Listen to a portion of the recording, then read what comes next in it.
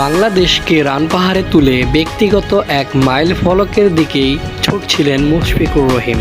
চতুর্থ ডাবল সেঞ্চুরির খুব কাছাকাছিও পৌঁছে গিয়েছিলেন, কিন্তু 9 রান দূরত্ব থেকে পড়লেন হতাশায়।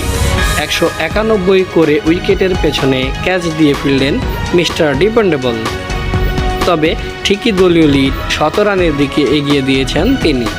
ক্রিজে 50 নিয়ে অপরাজিত আছেন মেহেদী হাসান মিরাজ।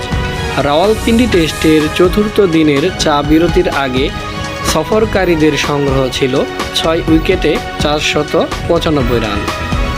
বিরতি থেকে ফিরে সাবলীলভাবেই খেলেই দলীয় রান 500 পার করেন মুশফিক মিরাজ।